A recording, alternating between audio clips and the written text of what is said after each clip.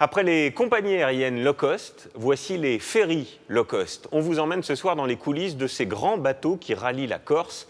Ils transportent chaque été plus d'1 million de vacanciers. Ce sont presque des petites villes flottantes qui ont dû s'adapter à la crise. Voici leur secret. Caméra embarquée avec Jocelyn Debro et Lou Cricorian.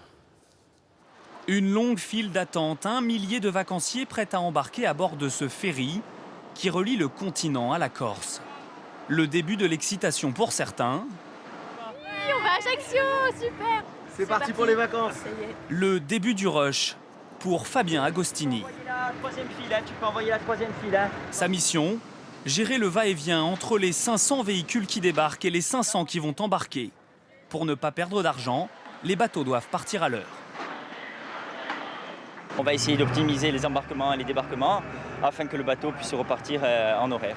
Là, c'est une heure qui est décisive. C'est une heure très décisive, oui. Stress maximum, il faut gérer le balai des voitures et l'agacement de certains passagers. C'était vraiment un attrape-nigo. Mon épouse a conduit la voiture, ça fait une demi-heure qu'elle est rentrée. Et nous, on fait la queue ici. Il a vraiment un problème d'organisation. À l'intérieur du bateau, la course contre la montre est engagée. Les employés s'activent dans un garage transformé en fourmilière. Leur hantise, qu'une voiture se bloque ou reste à quai et entraîne un retard et la grogne des clients. Dans l'immense hangar de ce ferry, c'est l'un des moments les plus importants de la traversée. En ce moment, comme vous pouvez le voir, 500 véhicules sont en train d'accoster à l'intérieur du navire. Alors chacune des places est calculée au millimètre près. Il est 15 h. Toutes les places en soute ont été pourvues.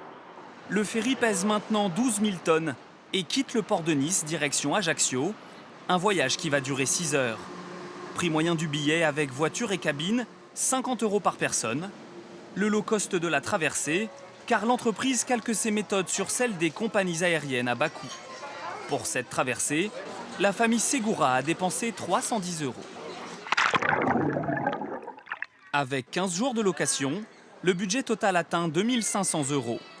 Alors avec la glacière et des sandwichs faits maison, pas question de dépenser 1 centime sur le bateau. On peut rester en panne une semaine, on aura toujours de quoi se nourrir. Qu'est-ce qu'il y a dans la voiture? Il y a tout. Il y a le petit-déj, le lait, il y a de quoi tenir 2-3 jours, ouais, en totale autonomie. Si on tombe en panne d'essence, on sait qu'on va pas mourir de faim. Mais à bord, les passagers ne sont pas les seuls à serrer leur budget. Nos instructions nautiques. Contrairement à ce qu'on pourrait imaginer, pour amener son bateau à bon port, le commandant François Perret ne suit pas une simple ligne droite. En fait, il passe son temps à dévier son itinéraire pour profiter des courants marins. Donc un navire qui passe bien, qui est bien porté par l'arrière, c'est sûr qu'on va gagner en consommation, on va gagner en confort, on va gagner en sécurité. Donc c'est important de choisir. C'est important. Si le commandant réalise le trajet parfait en profitant des courants et en optimisant la gestion de ses moteurs, il peut économiser jusqu'à 10% de carburant. Du low cost jusque dans les cuisines. Sur le ferry, le personnel parle majoritairement l'italien. Mais les membres d'équipage sont aussi lituaniens ou roumains. Des salariés moins chers, car les navires battent pavillon italien international. Un statut qui permet de ne pas payer de charges sociales. Et pour gagner de l'argent, l'entreprise a d'autres astuces. Si les clients n'ont pas payé de cabine, ils ont le choix entre dormir par terre, c'est gratuit, ou s'offrir un fauteuil à 11 €. On voulait s'asseoir et puis on a demandé donc, pour avoir une place et on nous a dit que c'était 11 €. Donc je trouve ça un petit peu cher parce que nous sommes 5, donc ça fait 55 €.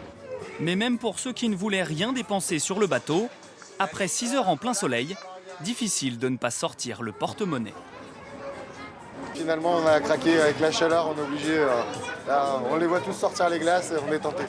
Et pendant que les vacanciers se préparent à débarquer, dans les cales, la compagnie a encore une petite astuce. La campagne de publicité la moins chère du marché. Des petits autocollants posés sur chaque voiture qui circuleront bientôt à travers la France. 20h30, le ferry entre dans le port d'Ajaccio. En ligne de mire, l'accostage, une manœuvre périlleuse qui va durer 3 quarts d'heure. 21h15, à peine arrivé à quai, le bateau prépare déjà la prochaine traversée. En 2012, la compagnie a transporté plus de 3 millions de passagers.